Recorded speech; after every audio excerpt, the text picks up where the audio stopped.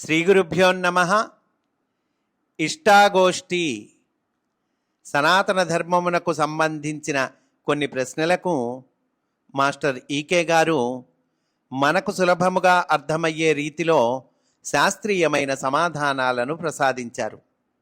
మాస్టారు అందించిన ఆ సమాధానాలను మనకు చక్కగా తెలియచేయున్నటువంటి పరమపావనమైన గ్రంథము ఈ ఇష్టాగోష్ఠి అనేటువంటి గ్రంథము. అటువంటి ఈ గ్రంథమును మనము అధ్యయనం చేస్తూ ఉన్నాము. అందులో భాగంగా ఈరోజు మ్రొక్కు కొనడం శాస్త్రీయమేనా అనేటువంటి అంశంలోనికి మనము ప్రవేశిస్తూ ఉన్నాము.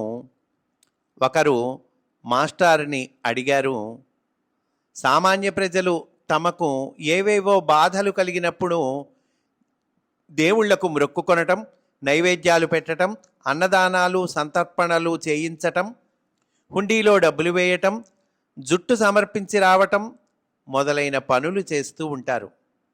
ఇవన్నీ శాస్త్రీయంగా ఫలితాన్నిచ్చే విషయాలేనా? దేవుళ్ళు నిజంగా మన నుండి ఇవన్నీ ఆశిస్తారా? ఇలాంటి విషయాలను గురించి మీ అభిప్రాయము ఏమిటి? అందుకు మాస్టారు సమాధానము చెబుతూ ఉన్నారు. మీరు 4-5 తరగతుల విషయాలు చుట్టి ప్రశ్నిస్తున్నారు. మీరు సామాన్య ప్రజలు అన్నారే, అసలు ప్రజలు అంటే వారే. విశేష ప్రజలు ఎలాగో లెక్కలోనికి రారు. బ్రతుకోవలసినది, బ్రతికేది ఎక్కువ భాగం సామాన్య ప్రజలే. వాళ్ళలో అన్ని తరగతుల వాళ్ళు ఉంటారు. ఉండటంలో తప్పులేదు. వాళ్ళు అవలంబించే మార్గాలను మనం శాస్త్రీయమని అంగీకరించినా అంగీకరించకపోయినా దాని వలన కలిగే ప్రయోజనమేమీ లేదు. శాస్త్రీయం అనే మాటకు మనకు తెలిసి ఉన్నంత వరకు అనే కదా అభిప్రాయం. అంటే శాస్త్రీయం అనే మాటకు అర్థం ఏంటండి? మనకు తెలిసి ఉన్నంత వరకు. ఉదాహరణకి ఇప్పుడు ఉన్న పద్ధతి, సైన్సు ఒక 50 ఏళ్ల తర్వాత ఇది కరెక్టే అని ప్రూవ్ చేసింది అనుకోండి. ఉదాహరణకి ఒక 50 ఏళ్ల తర్వాత ప్రూవ్ చేసింది అనుకుందాం.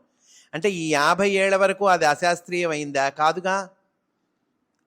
అది అంటున్నారండి మాస్టర్ ఇక్కడ. శాస్త్రీయం అనే మాటకు మనకు తెలిసి ఉన్నంత వరకు అనే కదా అభిప్రాయం. ఇక బాధలలో ఉన్నవారు దేవుడికి మ్రొక్కుకోవటం తప్పులేదు. కోరికలు ఉండకూడదు అనే మాటకి చాలామంది పెద్దవాళ్ళ అర్థం ఉత్తమమైన స్థితిని గూర్చి కోరికలు ఉండాలి అని. అంటే పెద్దవాళ్ళు చాలామంది ఏం చెప్తారంటేనండి, కోరికలు ఉండకూడదు అనేది కరెక్ట్ కాదు, కోరికలు ఉండొచ్చు, కాకపోతే మంచి విషయంలో ఉండాలి కోరికలు, ఉత్తమమైన స్థితి ఆ విషయంలో ఉండాలి కోరికలు అని చెప్తారండి. అలాంటప్పుడు ఆరోగ్యాన్ని గూర్చి, అన్నవస్త్రాలను గూర్చి కోరిక ఉండటం అపచారం ఏమీ కాదు. దేవుడు సర్వాంతర్యామి కనుక ఎవరి నమ్మకాల రూపంలో వాళ్ళతో ఉంటాడు, వాళ్ళకి పలుకుతూ ఉంటాడు. అంటే వాళ్ళ నమ్మకాల రూపంలో దేవుడు ఉంటాడండి, వాళ్ళకి పలుకుతూ కూడా ఉంటాడు. డాక్టరుని నమ్మేవాడికి డబ్బులు ఇవ్వకపోతే పలకడు. దేవుడిని నమ్మి మ్రొక్కుకునేవాడికి జబ్బు క్రమంగా తగ్గిపోవచ్చు. అది అంతకు ముందు వేసిన మందు వల్లనైనా తగ్గి ఉండవచ్చు, లేక అప్రయత్నమైన ఆహార విహారాల మార్పుల వలనైనా తగ్గి ఉండవచ్చు. అది అంతా దైవ విలాసమే. అంటే ఎందువల్ల తగ్గినా కూడా అది దైవ విలాసమే అంటున్నారండి.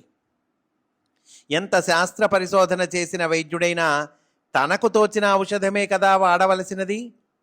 ఈ తోచటం ఎక్కడ నుండి జరుగుతున్నది? దానినే భగవంతుడు అంటారు. ఈ తోచటం ఏదైతే ఉన్నదో దాన్ని భగవంతుడు అంటారండి. ఇక దేవుడికి నైవేద్యాలు, టెంకాయలు అవసరమా అన్న విషయం, దేవుడి పేరు మీద మానవుడికి అవసరం కనుక దేవుడికి అవసరం అన్నది నిజమే. దేవుడి పేరు మీద మానవుడికి అవసరం అండి, అందువల్ల దేవుడికి అవసరం. మానవుడికి దేవుడు కనిపించవలసింది సాటి మానవుడిలోనే. దేవుని దగ్గర టెంకాయ కొట్టడం, టెంకాయ గలవాడికి సమర్పణ బుద్ధి అలవడటానికే కానీ దేవుడు పుచ్చుకొనటానికి కాదు. దేవుడేమన్నా పుచ్చుకుంటాడండి? కొబ్బరికాయ కొట్టి నైవేద్యం పెట్టాము, దేవుడు పుచ్చుకుంటాడా? పుచ్చుకోడుగా. మరి దేనికండి? టెంకాయ కలవాడికి సమర్పణ బుద్ధి అలవడటానికి అంటున్నారండి. బైబిలులో ఒక కథ ఉన్నది, చూసారా? దేవుడు అబ్రహాం అనే ప్రజాపతిని అతని ఏకైక పుత్రుడిని బలి ఇమ్మని కోరాడు. కుమారుడిని కాళ్ళు చేతులు కట్టి వధ్యశిలపై నిలబెట్టి నరకటానికి కత్తి ఎత్తేసరికి ఇక చాలునని వారించాడు. దీని అర్థం ఏమిటి? అక్కడ సమర్పణ అన్న మాటకు, బలి అనే మాటకు తన కుమారుడు అనే బంధం తెగటం అని అర్థం. అది తెగిన వెనుక సృష్టిలో తండ్రి ఎంతో కొడుకు అంతే. అంటే ఈ బంధం తెగటం అండి. నా కుమారుడు నా కుమారుడు అంటాం కదండి, ఈ బంధం తెగటం. అప్పుడు ఏమవుతుంది? బంధం తెగితే ఇంకా అంతా భగవంతుడే. అలాగే మిగిలిన వస్తువుల మీద కూడా మానవుని దృష్టి ఈ సమర్పణ బుద్ధి వల్ల మారుతుంది. అటుపైన మిగిలిన దానిని తాను పుచ్చుకోవచ్చు. గుడిలో టెంకాయ కొట్టి అందరికీ పంచిపెట్టగా మిగిలిన ముక్కని ప్రసాదము అంటారు. పంచిపెట్టకపోతే దానిని కొబ్బరి చిప్ప అంటారు. కొబ్బరి చిప్పకి ప్రసాదానికి తేడా ఏమిటి? విద్యుత్తు ప్రవహిస్తూ ఉన్న తీగకి ప్రవహించని తీగకి తేడా ఎంతో దీనికి అంతే. అంటే అందరికీ పంచిపెట్టగా మిగిలింది మనం తింటాం కదండి, దాన్ని ప్రసాదం అంటారు. పంచిపెట్టకపోతే అప్పుడు ప్రసాదం కాదు, కేవలం పదార్థమే అవుతుందండి. సమర్పణ బుద్ధి అనేది విద్యుత్ ప్రసారం వంటిది. ఇక నైవేద్యాలు, సంతర్పణలు, సమారాధనలు వల్ల ఫలితం ఏమిటి అంటారా? 10 మంది అన్నం తినటం. ఎవడికి వాడు అన్నం తినటానికి ఎన్ని వేషాలు వేస్తున్నాడో చూసారా? అలా కాకుండా పూజ్యభావంతో ప్రాణ అవసరాన్ని ఆరాధించటమే సంతర్పణం. అది ఎవడికి వాడు సొంతంగా మాత్రమే తినటానికి ప్రయత్నిస్తే ఒకడికి ఒకడు అందనీయడు కనుక అందరూ మాడి చచ్చిపోతారు. ఒకడికి ఒకడు పెట్టటం అభ్యాసం చేస్తే అందరూ తింటారు.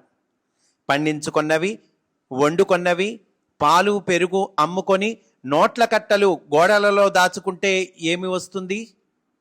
ప్రభుత్వం వారి రూపంతో భగవంతుడు తన్ని తీయించవలసి వస్తుంది.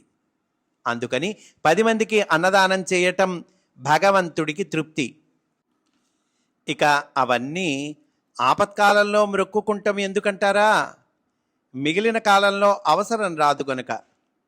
జబ్బుగా ఉన్నప్పుడే వైద్యుడు ఫీజు పుచ్చుకొనటం ఎందుకు?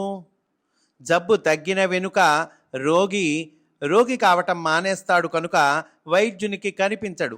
అంటే జబ్బు తగ్గిపోయిందనుకోండి, ఇంకా డాక్టర్కి కనిపించడు. అలాగే సర్వాంతర్యామి జ్ఞప్తికి వచ్చేది మొదటి బాధలో ఉన్నప్పుడే.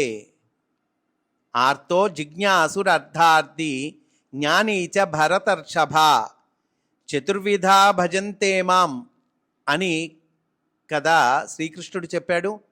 మొదట బాధలో ఉన్నవాడికి ఇతరులతో అవసరం అనే రూపంలో దేవుడు కనిపిస్తాడు.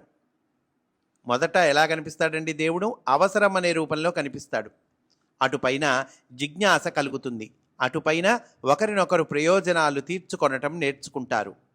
చివరికి వైరాగ్యంతో కూడిన జ్ఞానాన్ని పొందుతారు. దీని సోపాన క్రమం ఎప్పుడు ఇలాగే ఉంటుంది కనుక బాధతోనే దేవుని సర్వాంతర్యామిత్వం అర్థం కావటం ప్రారంభిస్తుంది. అంటే దేవుడి సర్వాంతర్యామిత్వం ఫస్ట్ బాధతోనే అర్థమవుతుందటండి. ఒక హుండీలో డబ్బులు వేయడం మంచి వారికి వైరాగ్య బుద్ధి సాధన అవుతుంది. అంటే హుండీలో డబ్బులు వేయటం ఎందుకు అని అడిగారు కదండి, దానికి కూడా సమాధానం చెప్తూ ఉన్నారు మాస్టారు. ఎందుకని అంటే ఇది వైరాగ్య బుద్ధి సాధన అవుతుంది అంటున్నారండి. చెడ్డవారికి పాపం పోతుందేమో అనే ఆశతో త్యాగం ప్రారంభమవుతుంది. హుండీలోని డబ్బుని కూడా ఏదో ఒకరోజు ప్రజా సౌకర్యానికే వినియోగిస్తారు కనుక ఇందులో చెడిపోయేదేమీ లేదు. మధ్యలో దేవుడు కమిషన్ కొట్టేది అంతకన్నా లేదు అంటూ మాస్టారు చక్కటి సమాధానాన్ని అందించారు. స్వస్తి వాసుదేవా.